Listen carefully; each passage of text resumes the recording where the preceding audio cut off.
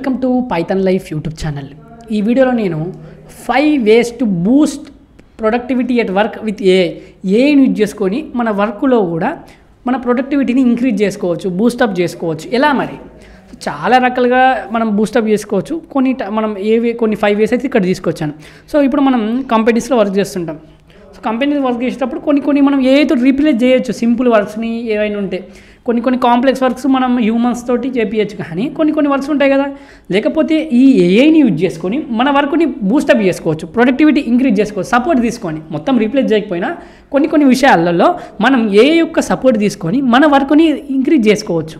Okay, ఇప్పుడు suppose ఉంది, ఇప్పుడు మనం ఒక ఎందరో మందికి ఏదో మెయిలో మెసేజో సంథింగ్ పంపించాలని హ్యూమన్ చేయాలంటే చాలా కష్టమవుతుంది. అదే మనం ఏదో చాట్ బాట్ కానీ ఏదో ఒకటి క్రియేట్ చేసుకొని ఏఐని యూజ్ చేసుకుంటే మనకు చాలా తొందరగా వర్క్ అయిపోతుంది కదా. సో మిషన్ వర్క్ వేరే తొందరగా అయిపోతుంది కదా. సో ఇలా ఎగ్జాంపుల్ చెప్తున్నాను. సో ఇప్పుడైతే చూద్దాం 5 ways.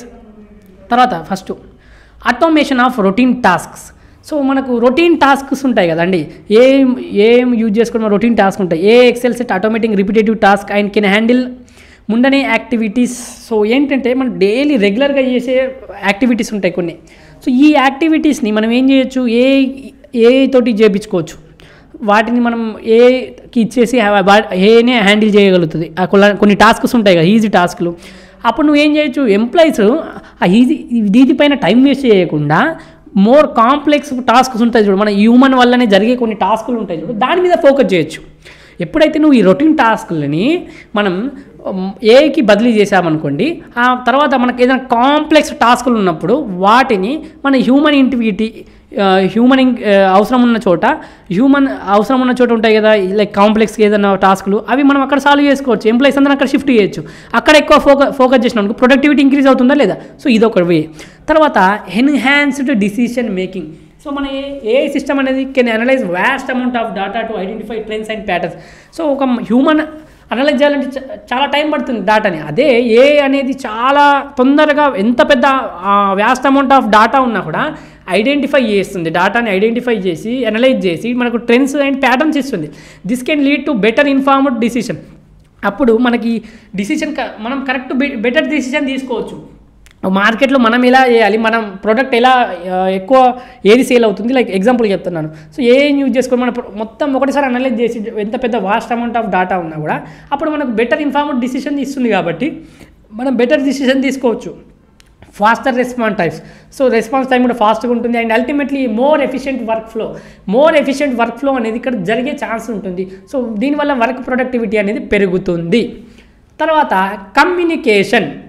AI powered chat bots and virtual assistant can provide immediate response to common queries. So ఏమైనా కామన్ క్వేరీస్ ఉన్నాయనుకో, మనం ఇప్పుడు సపోజ్ మెసేజ్ చేస్తే మనకు టక్కని రిప్లైలు వస్తున్నాయి. చాలా కంపెనీస్ ఏదైనా మనం కస్టమర్ సపోర్ట్కి మెసేజ్ చేసినా చాలా తొందరగా రిప్లైస్ వస్తాయి. ఎలా? By using chatbots. AI use చేస్తారు, వర్చువల్ అసిస్టెంట్స్ ఉంటారు. అదే హ్యూమన్ ఎందరి మందికి రిప్లై చేయగలుగుతాడు, హ్యూమన్ ఇవ్వడం చాలా తక్కువ, అసలు పాసిబుల్ కాదు. అన్ని మెసేజ్లు వచ్చినప్పుడు హ్యాండిల్ చేయలేదు. అలాంటప్పుడు ఏఐ అనేది యూజ్ అవుతుంది. అప్పుడు ఒకవేళ కరెక్ట్ టైంకి మెసేజ్ చేయకపోతే మనకు క్లయింట్ మనకు కస్టమర్ దూరం అయిపోవచ్చు కదా.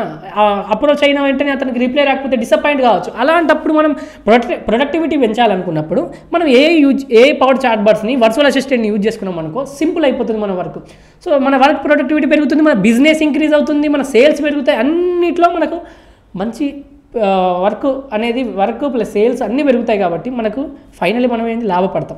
Reducing the need for back and forth emails and calls. So ఈ ఈమెయిల్స్ అండ్ కాల్స్ మనకు హ్యూమన్స్ చేసే వర్క్ తగ్గి, సో ఆ కమ్యూనికేషన్ అంతా ఇదే చూసుకుంటుంది. ఓకే, తర్వాత personalised learning and development. AI can tailor training programmes the individual needs of employees.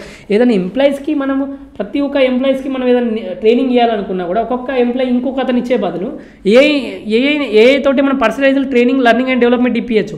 Ensuring that each team member is equipped with the skills they need to excel. So ఎప్పుడైతే AI use చేస్తావో ప్రతి ఒక్క ఎంప్లాయీకి నువ్వు ఏఐని use చేసి personalised training ఇచ్చినప్పుడు, development ఇచ్చినప్పుడు, సో అప్పుడు ఏమవుతుంది, వాళ్ళకి అవసరం ఉన్న స్కిల్ మొత్తం ఎక్సెల్ అయిపోతారు, దాంట్లో నిష్ణాతులు అయిపోతారు. సో ఇదొకటి. తర్వాత లాస్ట్ వన్ వచ్చేసి ప్రెడిక్టివ్ అనలిటిక్స్. ప్రెడిక్టివ్ అనలిటిక్స్ ఇది చాలా చాలా important. By predicting future trends and market shifts. So ఏం చేయడానికి ఫ్యూచర్ ట్రెండ్స్ ఎలా ఉంటుంది, మార్కెట్ షిఫ్ట్స్ కావచ్చు. ఏ can help business stay head of the curve. So మనం ఎప్పుడైనా నేను చెప్పే కదా బిజినెస్ని మనం బాగా రన్ చేయాలన్నప్పుడు కొన్నిసార్లు ఏ హెల్ప్ అవసరం పడుతుంది. మన వర్క్ ప్రొడక్టివిటీ పెరగాలన్నా, మనం లాభపడాలన్నా, మన బిజినెస్ పెరగాలన్నా, సేల్స్ పెరగాలన్నా ఏ అనేది మస్ట్ ఇప్పుడున్న జనరేషన్లో.